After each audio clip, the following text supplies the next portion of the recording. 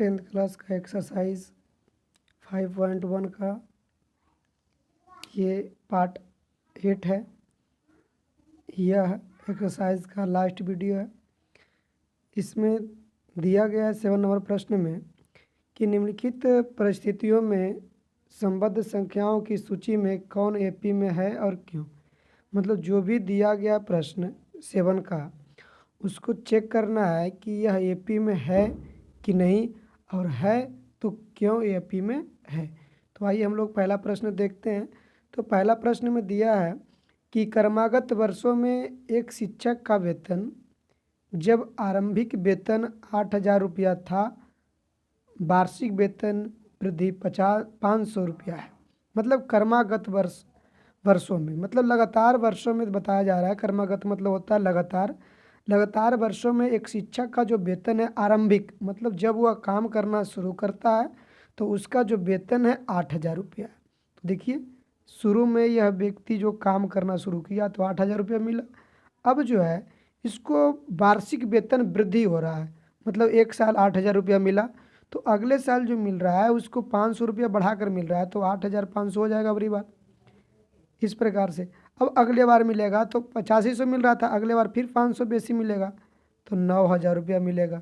इस प्रकार से फिर अगले बार मिलेगा तो 9500 रुपया मिलेगा। तो इस प्रकार से इसका बढ़ते जाएगा। तो ही देखना है कि यह जो अनुक्रम है वह एपी में है या नहीं। तो देखिए सबसे पहले एपी के लिए चेक करते हैं। एपी के लिए तो एपी के लिए देखिए चेक करना है तो इसमें जानते होंगे कि दूसरा पद घटा पहला पद इक्वल टू तीसरा पद घटाओ दूसरा पद, यह एपी के लिए है। अब देखिए यहाँ पर देखना है कि दूसरा पद है कितना। तो दूसरा पद देखिए आपका 8500 है तो 8500 दिए, माइनस है तो माइनस।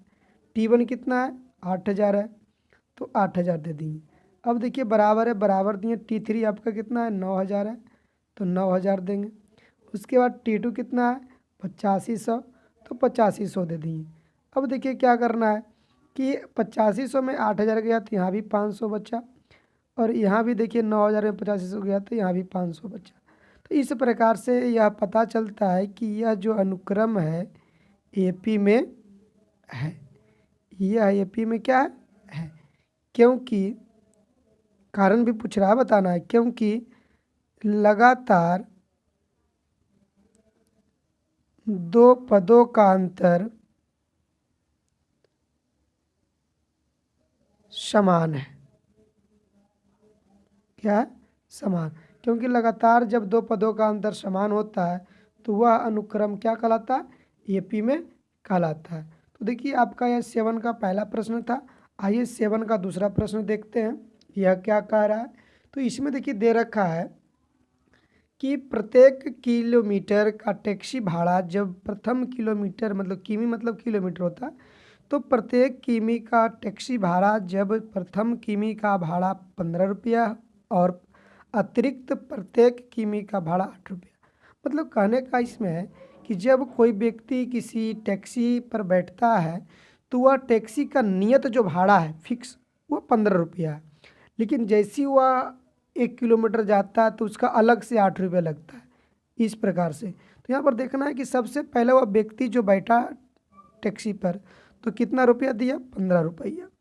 अब वह जब 1 किलोमीटर जाएगा तो कितना रुपया अतिरिक्त देगा 8 रुपया, क्योंकि 15 रुपया पहले दिया 8 रुपया फिर देगा, तो 15 8 हो गया 23 रुपया। अब फिर 8 रुपया देगा क्योंकि दूसरा किलोमीटर जाना है, तो 1 किलोमीटर का 8 रुपया था, 2 किलोमीटर का 16 रुपया। तो देखिए इस प्रकार से फिर इसमें 8 जुटेगा तो कितना हो गया 31 रुपया। फिर 8 अगला किलोमीटर जाएगा तो फिर 8 रुपया बढ़ाएगा तो 39 रुपया। इस प्रकार से जो है यह बढ़ते जाएगा।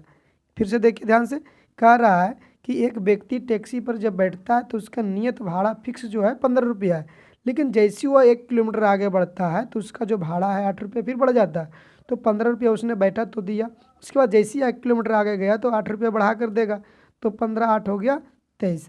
अब फिर आगे 1 किलोमीटर जाएगा तो फिर 8 रुपया बढ़ा कर देगा। तो इस प्रकार से 8 8 बढ़ते चला जाएगा। तो सबसे पहले चेक करेंगे हम लोग एपी के लिए। तो एपी के लिए देखिए फार्मूला लगाएंगे। तो एपी के लिए क्या होता है, T2 घटाओ T1 और T3 घटाओ T2। अब देखिए दूसरा पद में पहला पद घटाना और तीसरा पद में दूसरा पद घटाना। तो देखिए दूसरा पद कितना दिया हुआ है 23 है, 23 लिखेंगे, बीच में माइनस है।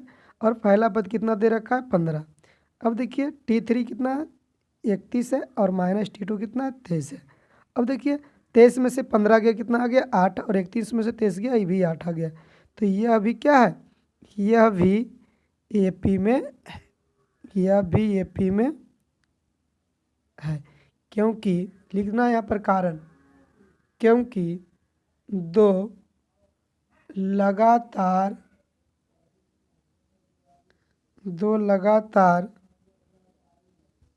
पदों का अंतर समान है। क्या है, समान है, इसलिए यह क्या है AP में है। आइए हम लोग देखते हैं इसका 3 नंबर प्रश्न 7 का। तो इसमें दे रखा है कि एक सीढ़ी के डंडों की लंबाइयाँ जब नीचे से ऊपर की ओर जाते हैं। देखिए आप मान लेते हैं कि यह एक सीढ़ी है, इस प्रकार से देखिए सीढ़ी है, तो डंडा इस प्रकार का होता है। तो जैसी डंडा जो होता है नीचे देखिए बड़ा होता है, ऊपर छोटा जा होता है, इस प्रकार से। तो ये कहता है कि जो है नीचे से ऊपर की ओर जाना, इधर से ऊपर की ओर जाना, नीचे से ऊपर की ओर जाना सीढ़ी से, इस प्रकार से। तो ये कहता है कि एक सीढ़ी डंडे की लंबाई जब नीचे से ऊपर की ओर एक समान रूप से जाते हैं, एक के बाद इस पर, इसके बाद इस पर, इस प्रकार से जाते हैं समान रूप से, तो दो दो घटते जाती है। दो क्या होती है, 2 सेंटीमीटर घटते जाती है। तो सबसे निचले डंडे का जो लंबाई है वो 45 है, मतलब इसका जो लंबाई है 45 है। अब जो जाएगा दो घटते जाएगा, तो इसका मतलब ये हो जाएगा 43, इसका मतलब होगा 41, फिर घटेगा तो 39, इस प्रकार से बढ़ते जाएगा। तो देखिए इसका जो अनुक्रम बना 45, 43, 41, 39, इस प्रकार से बढ़ते जाएगा यह डंडा। क्योंकि नीचे से देखिए, नीचे पहले दे रखा है कि सबसे निचली जो नीचे वाला डंडा की लंबाई 45 है। अब यहाँ पर लिख रखा है सीधा सीधी कि जब नीचे से ऊपर जाते हैं तो दो घटते जाती है। तो सबसे नीचे 45 है तो 2 घटेगी अगली बार तो 43 हो जाएगी। अब 2 घटेगी फिर 41, फिर 2 घटेगी तो 39, इस प्रकार से। तो देखिए चेक करते हैं AP के लिए, AP के लिए तो AP के लिए क्या होता है T2 माइनस T1 और T3 माइनस T2। अब देखिए T2 कितना है 43 है, 43 देंगे। T1 कितना है 45 तो 45 देंगे। अब देखिए यहाँ पर क्या दे रखा है T2। अब देखिए T2 कितना है, सॉरी T3 41 है तो 41 देंगे। और देखिए T2 कितना है 43 है तो 43 देंगे। अब देखिए घटाते हैं तो कितना जाएगा -2 आएगा, यहाँ भी -2 आ रहा है। देखिए आ रहा है ना सेम टू सेम, क्योंकि 45 में से 43 जाएगा तो -2 और 43 में तो 41 जाएगा -2। तो यह है AP में है। क्यों है, क्योंकि यहाँ भी लिख दीजिएगा, क्योंकि 2 लगातार पदों का अंतर क्या है समान है, इसलिए यह AP में है। आइए हम लोग देखते हैं 7 का 4 नंबर प्रश्न। इसमें क्या कह रहा है, तो देखिए 7 का जो है 4 नंबर प्रश्न जो दे रखा है, कहता है किसी खाते में प्रति वर्ष जमा राशि जब 10,000 की मूल राशि 8% वार्षिक चक्रवृद्धि ब्याज की दर से जमा की जाती है। तो देखिए चक्रवृद्धि ब्याज जो होता है उसमें क्या होता है कि प्रत्येक वर्ष जो है ब्याज जुड़ते जाता है। जैसे कि मान लीजिए 10,000 रुपया है, तो मान लीजिए इसका जो भी ब्याज हो एक साल में, तो वह ब्याज फिर जुड़ जाएगा, दूसरे साल से ब्याज चलना शुरू हो जाएगा। तो इस प्रकार से सबसे पहले हम लोग क्या करेंगे, इसका अनुक्रम निकालेंगे। तो देखिए तो क्या कहता है कि पहला जो इसका राशि है 10,000 रुपया है पहली बार। अब इसका जो है 1 वर्ष बाद की जो राशि होगी तो वह तो पहले 10,000 तो रहेगी। अब ब्याज लेना है, तो ब्याज लेना है किसी का 10,000 का लेना है 8%। 10,000 का 8% कितना हो गया 800। अब देखिए 10,000 प्लस 800 तो कितना हो गया दूसरा अनुक्रम, आपका हो गया 10,800 हो गया। अब देखिए तीसरा, देखिए दूसरे वर्ष जो है, देखिए जो भी आपका था यहाँ पर देखिए, क्योंकि आप पहले बता रख चुके हैं कि चक्रवृद्धि ब्याज जो होता है इसमें जो है ब्याज हमेशा जुड़ते जाता है। तो देखिए यहाँ पर देखिए पहले वर्ष में था 10,000। अब जो पहले धनराशि जितना उधार दिया था, अब 1 वर्ष के बाद जो इसका हो गया कितना हो गया, देखिए यहाँ पर जोड़ करके 10,800 हो गया। देखिए दूसरा 10,800 है। अब जो है दूसरे वर्ष के बाद जो इसका धनराशि होगा, तो पहले देखिए 1 वर्ष के बाद जो इतना है, अब इतना का चलेगा अब सूद कितना पर 8% पर। देखिए इस प्रकार से 00 से 00 कट गया, इसको गुना कीजिए 88 64 और गुने 8, तो इस प्रकार से इतना आ गया। जुट करके देखिए जोड़िए, इसको जोड़ लीजिए, कितना हो जाएगा, देखिए 4 हो जाएगा, 0 में 6 हो जाएगा, ये 8 8 हो जाएगा 16, 1 और 1, मतलब 11,664 रुपया हो जाएगा आपका तीसरा अनुक्रम, 11,664 रुपया। इस प्रकार से आपका ये अनुक्रम बढ़ते जाएगा। तो यह चक्रवृद्धि ब्याज का होता है। तो देखिए एपी के लिए इसको भी चेक करना है, एपी के लिए, तो एपी के लिए चेक करेंगे।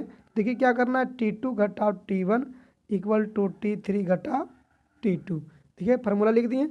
अब देखिए दूसरा पद कितना है, 10,800, तो 10,800 ले लेंगे। पहला पद कितना है 10,000, तो 10,000 लिखेंगे। तीसरा पद कितना है 11,664, और दूसरा पद कितना है 10,800। तो देखिए आ गया। अब देखिए घटाइए, यहाँ बच रहा है आपका 800, लेकिन यहाँ कितना बच रहा है, देखिए 4 6 8, देखिए बराबर नहीं है। क्यों नहीं बराबर है, क्योंकि देखिए दोनों अलग अलग है। यहाँ पर 8,864 है, यहाँ पर 800 है, तो लिखना है यह एपी में नहीं है, यह एपी में नहीं है।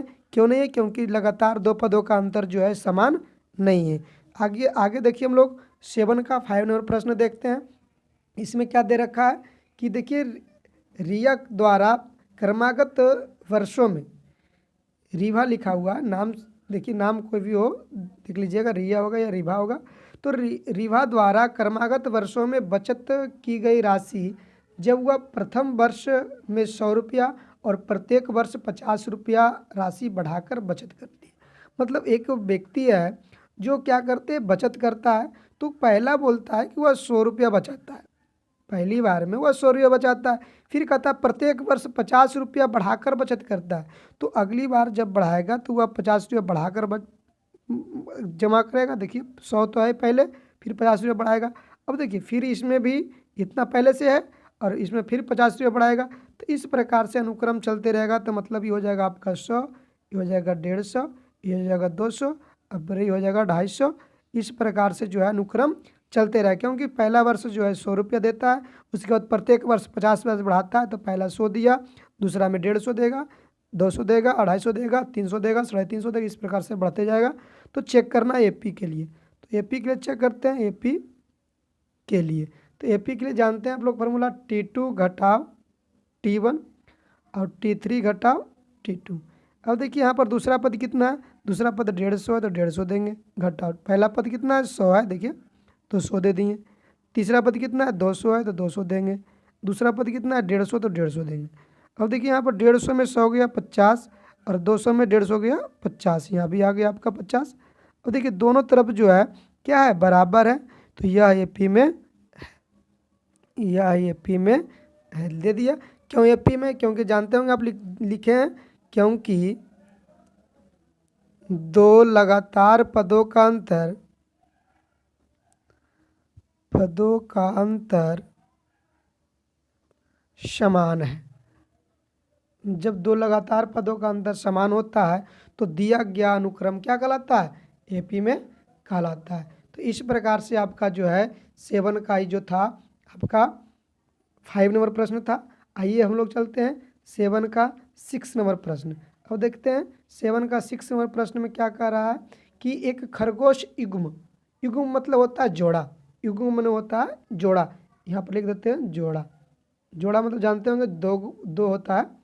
तो यहाँ पर देखिए खरगोश युग्म की क्रमागत महीनों में संख्या जब खरगोशों का एक युग्म अपने पहले महीने में प्रजनन करने योग्य नहीं है, दूसरे और प्रत्येक आने वाले महीने में एक नए युग्म का प्रजनन करता है, यह मानते हुए कि किसी खरगोश की मृत्यु नहीं होती है।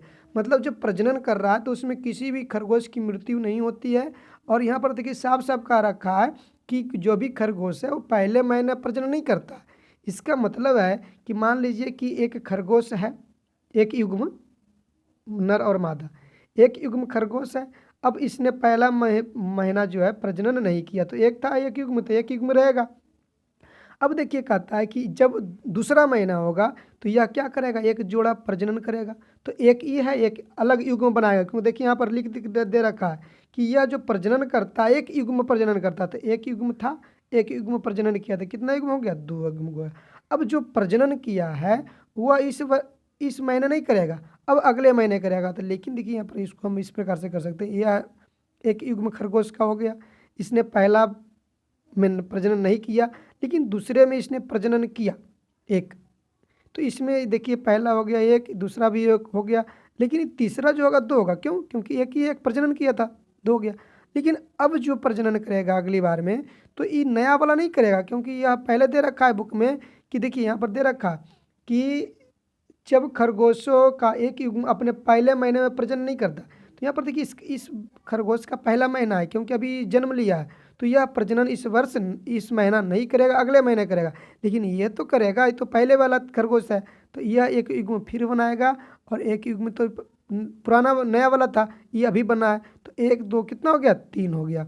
अब देखिए, तो अब ई नहीं प्रजनन करेगा, अब ई करेगा, क्योंकि इसका अभी पहला महीना है, इसका दूसरा महीना चलेगा, तो यह भी एक करेगा, और ये तो करता ही रहेगा प्रजनन। देखिए 1 2 3 4 5 हो गया। तो इस प्रकार से जो है बढ़ते जाएगा अनुक्रम, इस प्रकार से क्या हो जाएगा, बढ़ते जाएगा। तो देखिए यहाँ पर देखिए ये आपका T1 हो गया, T2 T3 T4 T5। तो इस प्रकार से आप चेक कर सकते हैं एपी के लिए, एपी के लिए। तो एपी के लिए क्या होगा, T2 घटाओ T1 इक्वल टू T3 घटाओ T2। देखिए T1 T2 कितना है, 1 है, तो हमने 1 दे दिया, माइनस T1 भी कितना है, 1 है, तो हमने 1 दे दिया, बराबर T3 कितना है, 2 है, 2 दे दिए, T2 कितना है, 1 है, तो 1 दे दिए। अब देखिए 1 में से 1 गया 0, 2 में से 1 गया 1। देखिए यहाँ पर बराबर नहीं है, तो यह जो है क्या है, एपी में नहीं है, एपी में नहीं है, क्योंकि यहाँ जो है 2 कर्म पदों का अंतर समान नहीं। अब देखिए आपका जो है 7 का लास्ट प्रश्न है, देखिए 7 नंबर प्रश्न देखिए, इसमें दे रखा है कि लगाई गई पूंजी की कीमत 1 2 3 4 वर्षों के बाद जब पूंजी की राशि 1 वर्ष बाद स्वयं की 5/4 गुनी हो जाती है, तो कहता है कि 1 वर्ष बाद जो धन राशि हम लोग लगाते हैं ब्याज पर, वह क्या होता है, उसका जो वृद्धि होता है वह अपने का 5/4 गुना बढ़ जाता है। तो मान लेते हैं कि कोई व्यक्ति जो है 1 रुपया लगाया, कितना लगाया, 1 रुपया लगाया। अब यह 1 रुपया लगाया, तो यह क्या होता है कि 1 वर्ष बाद, इसने पहला महीना 1 रुपया लगा दिया, अब 1 वर्ष बाद जो है इसकी जो धनराशि होगी 1 का 5/4 गुना होगा, तो 1 का 5/4 गुना कितना हो जाता है, 5/4 ही रहेगा, तो 5/4 हो गया। अब दूसरा वर्ष फिर अपना का फिर 5/4 गुना होगा, तो फिर इसका 5/4 गुना का 5/4 गुना कितना होगा, 5 5 25 और 4 चौके 16। फिर अगला वर्ष ये अपने 5/4 गुना होगा, तो 25/16 का 5/4 कर दो, देखो 25 25 125 और 16 चक्का 64, ये इतना आ गया। फिर से समझिए, इसमें देखिए दे रखा है कि लगाई गई पूंजी का जो कीमत है लगातार 4 वर्षों के बाद जो है, यह 1 वर्ष के बाद वह पूंजी अपने का 5/4 गुना हो रहा है। तो मान लिया कोई व्यक्ति जो है 1 रुपया पूंजी लगाया, तो पहला तो वर्ष 1 रुपया ही रहेगा, लेकिन जब दूसरे वर्ष जाएगा तो अपने के 5/4 गुना हो जाएगा, तो 1 का 5/4 गुना 1 5/4 हो गया। अब देखिए क्या कहता है कि इसका जो है दूसरा वर्ष जो तीसरा वर्ष जो है वो अपने का होगा 5/4 गुना, तो देखिए 5/4 का 5/4 गुना किए तो कितना का 25/16 आ गया, 25/16 दे दिए। अब फिर इसका 5/4 गुना होगा, तो देखिए कितना आ गया 125/64 आ गया। तो इस प्रकार से अनुक्रम चलता रहेगा। तो अब देखिए इसका एपी चेक करेंगे, एपी के लिए तो एपी के लिए फार्मूला होता है T2 घटाओ T1 और T3 घटाओ T2। अब देखिए T2 कितना दे रखा है 5/4, तो देखिए यहाँ पर 5/4 दे दिए, माइनस T1 कितना है 1 है, तो 1 दे दिए, बराबर T3 कितना 25/16 25/16। अब देखिए क्या करना है, माइनस है तो माइनस दे, T2 कितना है, T2 5/4 है, 5/4 दे दिए। अब देखिए क्या करना है, इसके नीचे 1 है, एलसीएम लीजिए 4 हो जाएगा 5 -4, लघुत्तम कितना हो जाएगा 16। अब देखिए ये हो जाएगा कितना 25 ही रहेगा, लेकिन इसके पास हो जाएगा 4 5 20 हो जाएगा, क्योंकि इसके पास 4 ही है। अब देखिए 1/4 बच गया, और यहाँ बच गया कितना 5/16, जो बराबर नहीं है, जो बराबर नहीं है। तो लिख देना यहाँ पर कि यह एपी में नहीं है। इस प्रकार से आपका जो है एक्सरसाइज 5.1 जो है वह समाप्त होता है। अब जो है 5.2 शुरू होगा। इसके लिए आप लोग को जो है इंतज़ार करना पड़ेगा। अब देखिए जो है जिनको भी प्रॉब्लम है किस नंबर पर आप कांटेक्ट कर सकते हैं, इस नंबर पर जो है आप कांटेक्ट कर सकते हैं, अपना प्रॉब्लम जो परेशानी है उसको सॉल्व कर सकते हैं। और कम से कम चैनल को सब्सक्राइब नहीं किए तो सब्सक्राइब कीजिए और अपने दोस्तों को साथ शेयर ज़रूर कीजिए। और जो भी परेशानियाँ हो कमेंट के द्वारा बताएं। Thank you.